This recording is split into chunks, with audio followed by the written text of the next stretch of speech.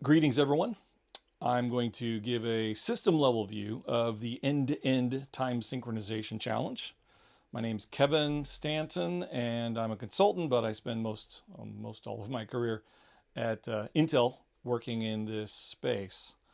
So today we're going to talk about endpoint hardware clocks and the CPU in particular, the software access to those clocks, how we transfer time fundamentally, how we measure clock agreement, including some new features in some of the silicon out there, and then specifically talk about PCIe PTM, the time transfer within the system, and we'll wrap it up with a discussion briefly of some of the software that's out there. So much of this presentation is a very brief summary of the longer deeper dive that I gave just I think 3 days or so before I retired from Intel a couple of years ago. So there's a link there if you're interested in going deeper, but this will be an introduction at least. So if we look at endpoint clocks in the CPUs, we have three different architectures that I talk about here. In particular, the timestamp counter with the read TSC instruction in x86. People tend to think that the TSC is unreliable, but in all modern x86s, it's actually quite reliable. It's invariant, and it's synchronized between cores. ARM has a timer, and it's also per core, and they're fast access. There's some local access to this global counter, and again, they're synchronized. RISC-V has similar features where you can access even from user space as you can from the others. Also, these are basically fixed frequency. So on the x86, the TSC runs at the max non-turbo frequency. If you have a 4 gigahertz processor, it runs at 4 gigahertz nominal. ARM defined that they're going to run at 1 gigahertz after a certain particular generation, and RISC is platform dependent. Now, if we jump in a little bit, just as a deeper dive here into the x86, in the early days, Pentium 60, I think, is when the TSC was introduced. It ran at 60 megahertz, and so our TSC was a nice linear function of time. But as the CPUs would stop for low power purposes, the TSC also stopped, and this was a horrible idea. But this is the way some of the very older, let's say in the 90s. And then we ended up with frequencies that changed as the CPU core changed. Again, really a bad idea from a timekeeping perspective. And as we came up with multiple CPU cores, even if they were running monotonically forward, sometimes they were desynchronized.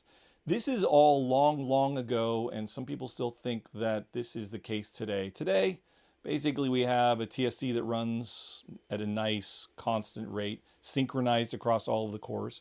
And that is really due to introduction of something I had something to do with, this always running timer, which is the basis for the TSCs across all of the various cores. And it's just a MX plus C of this ART effectively that becomes the TSC. And it's driven by the core crystal clock.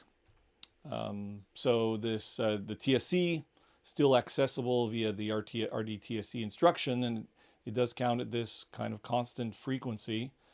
And you can discover what the ratios are from CPU ID leafs. You can even determine what is the nominal clock frequency of this crystal, and from that you can figure out the actual frequency of the TSC. Now these of course are all nominal because the core crystal clock will have some ppm offset with respect to TAI UTC. All right, let's talk about how we get access to these local CPU clocks in software, application software. Well, we use the POSIX clocks, and this is a slide from the presentation from before that I mentioned. So you can do clock get time, and there are a number of clocks that you can call. Clock monotonic raw, clock monotonic, clock real time, there's clock TAI. And effectively you have this TSC, which is scaled to nominal nanoseconds based on the number of nanoseconds per tick, which might be like 4. And so divide by 4 or multiply by 1/4. That gives you clock monotonic raw. So if the crystal is off by 50 ppm, then this will give you a counter that is off by 50 ppm with respect to the international references or national references. If you want to get the monotonic, which is synchronized, scaled to the TAI second, then, and you of course have some kind of reference, maybe PTP 1588, then you would have this multiply the nanoseconds times a scaling factor 1.000050 if it was off by 50 parts per million. And then C, of course, gets you back to the epoch, which is 1970 plus leap seconds, and that's called clock real time. Now, the question, of course, comes, how do you know what M and C should be? Well, there is a calculation that's performed based on a measurement where you have a snapshot of the real time with clock with respect to the external reference. And maybe that's a PTP hardware clock inside of your NIC, which is synchronized with by 1588 from a GPS or what have you. But the point is you want to be able to capture these two times as simultaneously as possible and use their difference to update the C one time, and then use the continuing offset to slowly discipline the M. And Linux disciplines the M every jiffy or every, let's say, every millisecond. There is an ioctl as part of Linux that's added via the use for the Linux PTP, which will give you that offset, and it measures it using one of these calls and then a read to the PTP counter multiple times, try to throw out the outliers and get as best it can to get as simultaneous as it can. Now, we'll find out in a few slides, if you have PCIe PTM, which I'll describe, then it you can add the underscore precise, and by the way, PHC to sys, the Linux PTP utility for synchronizing between the NIC and the CPU, automatically applies the underscore precise if the hardware support is there. Again, I'll talk about PTM, but this precise is directly accessing the PTM capabilities of many CPUs and NICs. So this is application level software that can access the time. That time, if it's the monotonic or real time or TAI, is made to conform to those external GPS or GNSS references through the disciplining of the M, which is computed through a snapshot either in software or via hardware. All right, time transfer fundamentals. So 1588 uses this technique at some level where it has a time source and a time transmitter, time receiver. There's a packet that's sent. It's time-stamped using the A's local clock, T1. It's time-stamped at T2 using B's local clock. And then there's a return, T3, T4. Eventually, somehow these timestamps are passed back or in the other direction. The point is that once you have all four timestamps, you can compute the link delay, which is from here to there. It's basically this difference minus this difference divided by 2. Now, assuming, of course, you have a symmetric path or link delay. And if we have a single Ethernet cable, for example, then it's pretty symmetrical. Other cases, your mileage will vary. Once we know the clock offset, or the link delay, we can also compute the clock offset. It's basically T2 minus T1 minus T3 minus T4, which is the link delays, but using timestamps from opposite sides. And if you're perfectly synchronized, then this will equal that. This will be 0. You have a clock offset of 0. You could rearrange those two equations and say that the clock offset of B1 is T2 minus the link delay, once you know the link delay. So T2 minus T1 plus the link delay, those really should be the same time. And to the extent that they're not, you now know the clock offset. So that's the fundamentals of two-way time transfer. And the question is, how do we capture those timestamps? Well, we can do it in software, we can do it in hardware. Initially, everything was done in software, and increasingly, hardware is available for these packet timestamps. The accuracies will dramatically vary, maybe hundreds of thousands of nanoseconds of inaccuracy if you're doing software timestamping, and maybe tens or single digit nanoseconds even, or sub nanosecond accuracy if you're doing hardware timestamping. And that's due to all kinds of latencies and variable delays within a modern computing system. I actually, in a little YouTube I published last year, made some measurements of the delay of a link, looking at the hardware and software timestamps turned on and off on each side. And so we have 1, 2, 3, 4, 5, 6, 7, 8, I think, possibilities here. And software was giving us tens of microseconds of link delay, which is tens of thousands of feet, thousands of several kilometers. And the hardware timestamping on both sides, once it was enabled on both sides, was giving us a nice consistent tens of nanoseconds of inaccuracy. Now, this comparison was not really very fair because this was a client computer system that had its normal power management turned on.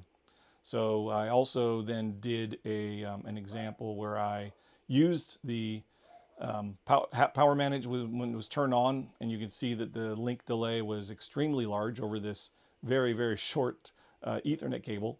And then I ran a stress, the stress application, literally called stress, putting a lot of load on the CPU, only the CPU. And the variation went way down, as you can see, because the CPU wasn't going to sleep. But we're still talking about a few tens of microseconds of link delay, when in fact the link delay was, I think, a few tens of nanoseconds of full delay. So we were off by a few orders of magnitude. But okay, it's much better in this case if you turn off the power management. Still not nearly as good as if you use the hardware timestamping in the NIC when packets are transmitted and received. I'm not going to talk about 1588 PTP, but it uses effectively the stuff we were talking about. So how do we measure clock agreements? Well, if we have a couple of NICs and they're connected via an Ethernet cable, we can synchronize from one to the other. So that you adjust this clock, for example, so that it matches that clock. And then they both put out a pulse per second, a rising edge on the second every second, and we can look at those using an oscilloscope or logic analyzer, some more specialized test equipment. And we can decide what is the ground truth in terms of their agreement of what time it is or when the second is. Now, each of these is perhaps also reporting what they think the offset is based on the adjustments that they're needing to make. But those are going to be not the ground truth. Those are just the estimates. If you believe, for example, that the link is symmetrical, then you might get 0 here, that you think that the offset is 0, but in reality, you can see that there's actually a big difference. Now, that's also true between the NIC and the CPU. Let's say I have some application here, and I want to get the PTP time up to the CPU time using one of those POSIX clocks that we talked about. Well, as I mentioned, you can read this clock and then read this clock and hope that the read down here was performed symmetrically and with low delay. And by the way, it's a one-way time transfer, not a two-way time transfer in that case. You're going to get a lot of variation. So in some CPUs, there is also what's called at Intel we called it a time-aware GPIO, TGPIO, which comes out of the CPU, which is driven by the CPU's clock, and it's synchronized time, clock TAI or real time. And so then you can also make this ground truth measurement of the offset between the NIC and the CPU. And that's what we're going to look at next, and how PCIe PTM can improve things. So PTM is a standard within the PCI Express protocol defined by the PCI SIG. It's available as part of most IP, well, all IPs I'm aware of that people put in their chips. It's a hardware protocol, but it maps up into the software infrastructure for PTP pretty nicely. So here's some measurements that was taken by my team when I was at Intel. So if you have software-only timestamps and you're measuring the PPS offset between the CPU and the NIC, so you're measuring vertically in the diagram I showed in a second ago. And if you turn off power management and the system is idle, then you end up with this kind of really nice offset. And this is, again, this is ground truth. This is using pulse per second output of the CPU, pulse per second coming out of the NIC, 500 nanoseconds or so. Now the software, PHC to sys in this case, thinks that the offset is 0. If it knew it was 500, it would have made an adjustment, but turns out it didn't know that there was an offset, and so it's happily sitting there at 500 nanoseconds. If we load the system dramatically, what we end up with is the blue. Again, these are with software timestamps, the legacy method of transferring time from the PHC, from the NIC to the CPU. Lots more jitter. And more importantly, the average increases. So you're not going to fix the time synchronization problem here with averaging. It's just you're going to be off by more than a microsecond at the CPU compared to the NIC. And just these centimeters, you're going to destroy any accurate time synchronization that you achieved using PTP over the network. Now, if we turn on PCI PTM, now suddenly that _precise gets added automatically to the ioctal to capture the cross timestamps, and we end up with 2 more curves with idle and with loaded, and they're down here. Let's zoom in on those. So here they are. So we have, let's call it plus or minus 10 nanoseconds or so. And even more importantly, idle and loaded give you basically the same performance because hardware is taking these measurements and software is not involved at all in anything that would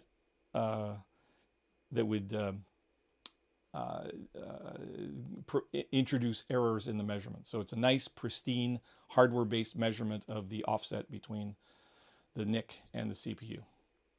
Here's how it actually works, and I'll go through this relatively quickly. You have the CPU with its counter, you have the NIC with its counter, let's say, or I'm going to say, down here you have a PCI Express device of some kind. Maybe it's a NIC, but it has some notion of what time it is. If it is a NIC, this is perhaps synchronized to the PTP GM. What we want to do is capture this counter in hardware into the green box, and we want to capture a representation of the CPU's timer counter, the POSIX clock, in the blue box, and we want to capture those simultaneously. So we need to transfer this counter down into the NIC across the PCI Express interface. So PCI Express has a PTM request and response that are defined as TLPs that go over the link. If there's switches in the way, they do something similar to 1588 with basically peer-to-peer transparent clocks. So the request goes up, response comes down, we have 4 timestamps, and we do this again and again. Now, what we want to say is that the PTM root time, or the CPU time, at T1 prime is something, so we can store it in the blue box. Well, what is it? It's T2 prime minus the link delay. That's what it is. So we're going to get T2, and we're going to know the link delay, and we're going to know that T2 prime happened in this time domain at T1 prime plus a link delay. So we have the local event, and then later we compute what was the CPU's time at T1 prime. It was T2 prime, which we get in the response, and we compute the link delay over various transactions because that's not expected to work. It is expected to work and is not expected to change over time. So this is PTM, and we end up with this cross timestamp, and that allows us to then compute that M, which is adjusted via Linux, for example, to give us the proper TAI clock real time or clock monotonic. All right, and here again is the ioctal that has the underscore precise appended to it by the PHC to sys, which we're going to talk about in a second. Now, is PTM only for Ethernet or for other PCI Express devices as well? And yeah, absolutely. Any PCIe device that has time or wants to wants to provide time to the CPU, or wants to send time to the CPU, receive time from the CPU, or send time from one device to another device using the PTM root time or the CPU time as a common reference. Now, this allows you to pass time from any device to any other device without software having to be involved in the fundamental measurements, and this gives the accuracies that we saw before. So it could be GPU, it could be Ethernet, it could be FPGA for that matter. And again, the IP cores that implement PCI Express, to my knowledge, all implement PCIe PTM. Of course, there's more logic to be implemented if you want to actually support this kind of cross timestamp. Open source software. So we started down with the TSC and the hardware for timestamping. Of course, the NIC driver needs to participate both for PTP and PTM. We have these clock sources, some of which are defined, some are virtual, Linux timekeeping. And at the end of the day, with your application, what you want is, I want to call a clock get time, and I want to get the time right now with respect to the clock that I care about. In terms of software ecosystem, there's a bunch of open source software. Part of Linux PTP is the PTP protocol itself, which can be a time transmitter, time receiver, multiple profiles. It can do boundary clock. It can support hardware or software timestamping. Hardware would be by default if you have that. Almost everyone does. PHC to sys is the physical hardware clock, or PTP hardware clock, and will transfer time from the NIC or the PCI Express device to the system time, or vice versa. And again, it uses PTM for the cross timestamping where it's supported automatically. You don't have to do anything special. Crony is a implementation of NTP, but can also be used if you have, for example, multiple PTP instances. It also handles the cases where you lose your connection to your time source, and can also do NTP with hardware timestamping. So Crony is not replaced with Linux PTP, but actually can work by itself or be a complement to Linux PTP. And of course, there's a variety of commercial software. Not associated with any of those, but yeah, there's plenty of other commercial, an increasing number of vendors that are providing software into this space. So thanks for listening. Hopefully that was useful as an extension to time synchronization across networks and for various applications, really focusing on time synchronization within the platform. So thanks for listening.